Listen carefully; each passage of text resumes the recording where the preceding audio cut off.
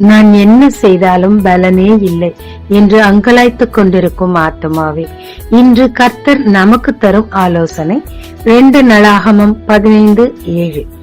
நீங்களோ உங்கள் கைகளை நெகிழவிடாமல் திடன் கொள்ளுங்கள், உங்கள் கிரியைகளுக்கு பலனுண்டு. நெகேமியா தேவனுடைய அலங்கத்தை கட்ட மகா பக்தி வைராகியமாய் கண்ணீர் விட்டு தேவனிடத்தில் மன்றாடி ராஜாவோடு பேசி ஜனங்களோடு பேசி கட்டவும் ஆரம்பித்து விட்டார். ஆனால் சன்பல்லாத்து தொபியாக்கள் போன்ற அநேகர் பொறாமையினாலே அவர்கள் வேலையை தடுக்கும்படியாக தொடர்ந்து வார்த்தைகளினாலும் செய்கைகளினாலும் அவர்களுக்கு தொந்தரவு கொடுத்து கொண்டே இருந்தார்.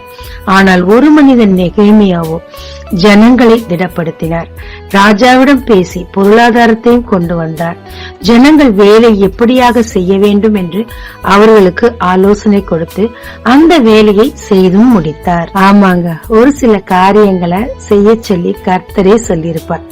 கர்த்தரின் அனுமதியோடு தான் நாமும் செய்ய ஆரம்பித்திருப்போம். ஆனால் கிரியைக்கு பலனே கிடைக்காது.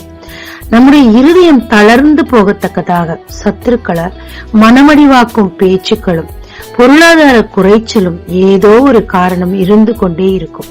அது நம் வேலையை நம்மை செய்ய விடாதபடிக்கு நம் மனதை திடனற்று போக பண்ணும். அந்த நேரத்தில் என்னதான் கிரியை செய்தாலும் அதற்கு நமக்கு பலன் கிடைக்காது. சத்துருவோட மிகப்பெரிய ஆயுதமே மனமடிவாக்குவது, நம்முடைய இருதயம் திடனில்லாமல் போக பண்ணுவது. அவங்க வார்த்தைய நம் உள் வாங்கும் போது அது கிரியை செய்து நம் மனதை திடனற்று போக பண்ணும். ஆனால் தேவன் உங்களுக்கு கொடுத்த வார்த்தையை நீங்க நம்பி எவ்வளவு நெகட்டிவ்ஸ் வந்தாலும் அதன் மத்தியிலும் கர்த்தரை முன்னிறுத்தி உங்கள் வேலையை செய்து கொண்டே இருங்க. நெகிழ விடாதீங்க, தொடர்ச்சியா செய்யுங்க. அப்பொழுது கர்த்தர் உங்கள் விசுவாசத்தை கனம் பண்ணி நீங்க செய்யும் கிரியைகளுக்கு ஏற்ற பலனை கர்த்தர் உங்களுக்கு தருவாருங்க. ஜெபிக்கலாமாங்க.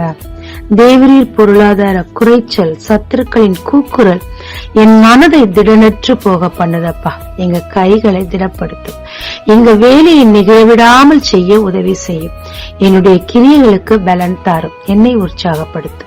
இயேசு மூலம் பிதாவே, ஆமென். இயேசு கிறிஸ்துவின் நாமத்தில் இந்த நாளில் உங்களை ஆசீர்வதிக்கும் ஜீசஸ் விஷன்.